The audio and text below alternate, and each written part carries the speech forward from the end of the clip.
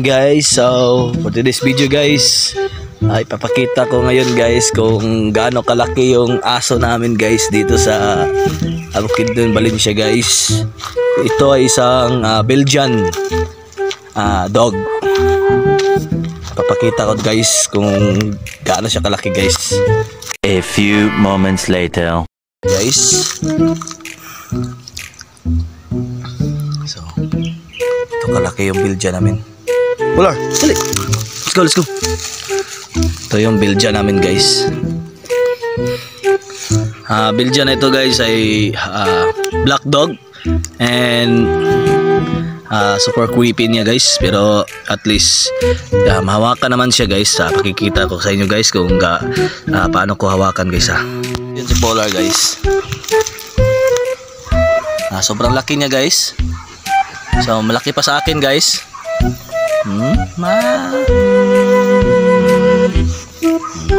Sobrang laki ni Polar guys. Polar. So ang bait-bait niya guys. Polar guys ay sobrang bait guys. Tapos para kaibigan. Ganito siya kalaki guys.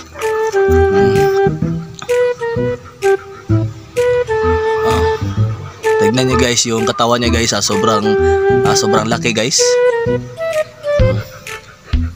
Polar. Si Polar guys ay sobrang laki talaga guys. So ngayon guys,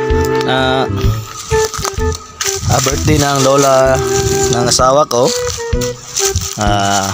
Tignan natin yung decoration nila sa loob ni Ate Bobong. Dito naman sa kabila guys, nagluluto ako ng kanin guys. Ito yung kanin na niluluto ko.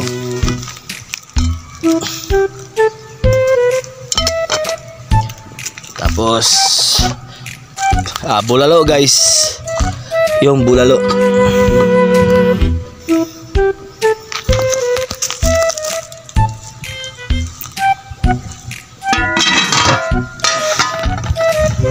So sa loob naman guys, dito sa lugar na to guys, sa Valencia, Bayabason, Valencia guys, Maramag. So sobrang lawak dito guys. Papakita ko sa inyo guys kung anong kalawak talaga dito sa Maramag, Bayabason. Dito tayo mag-decorate guys. Dito i-held yung birthday ni Lola Rosing guys. So puntahan na si Ate Bobong sa loob guys, na nag-ayos yan ng mga balloons at yung happy birthday decorate. Dito sila guys. Ngayon guys, nandito ang kuan guys, ang balon guys, naka-decorate. Mamaya guys, isasabit na to guys. So ang mali guys, kasi yung happy birthday guys, anniversary ang nakalagay guys, anniversary, hindi happy birthday guys. Pinaghandaan talaga nila guys yung birthday ni Lola Rosing guys. So pakipakita ko sa inyo guys sa labas kung gaano kalawak dito sa Maramag.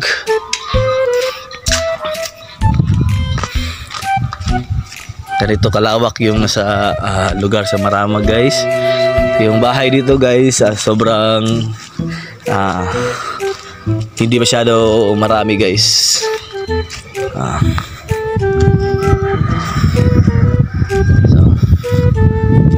Sobrang lawak dito guys.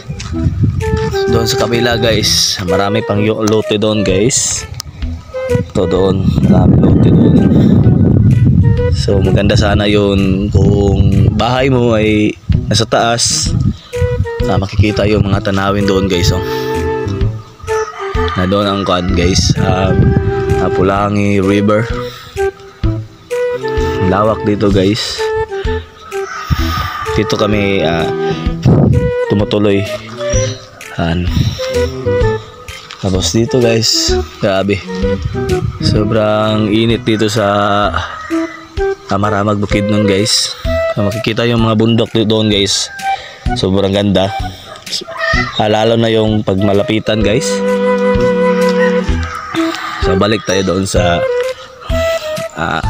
kabila guys. Sa kabila naman guys, dito naliligo yung mga walang tubig.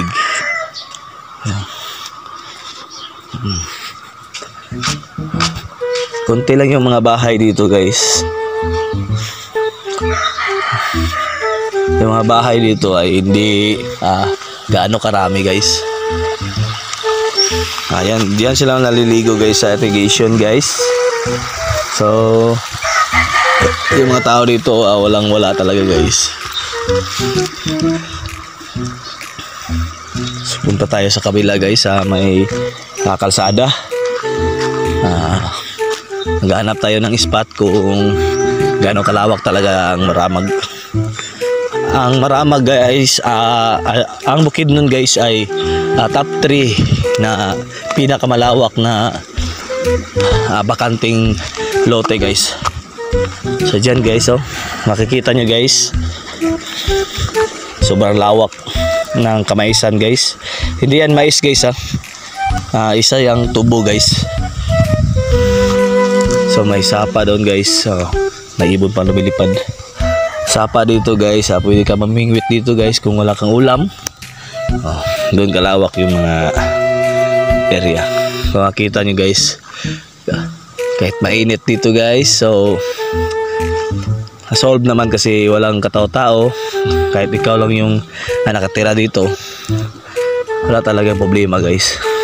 So pakita ko sa inyo yung magandang tanawin guys. So zoom natin ng konti yung tanawin doon guys. Sayang wala tayong drone guys. Okay sana pag may drone para makikita yung lawak ng kapaligiran ng Bukidnon.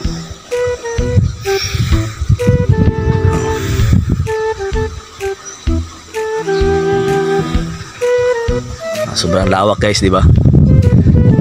Marami pang lote dito guys, wala pang nakatayo ng mga building guys. Konti lang yung bahay ito guys, 1, 2, 3, 4, 5 ay ka-6 yung nasa ibaba guys.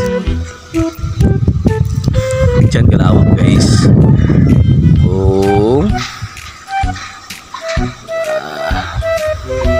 Sorry guys kung ating cellphone ay hindi maklaro yung video guys, kasi lumang-luma na tong camera natin.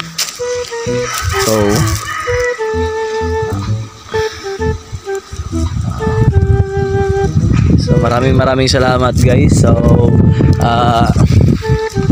paki-like, share and subscribe sa ating YouTube channel guys, Costan TV guys, and paki-follow naman sa Facebook page.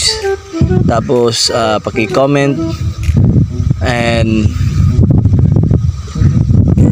paki-pindot ng bell para updated kayo sa susunod kong vlog. And see you and God bless inyong lahat.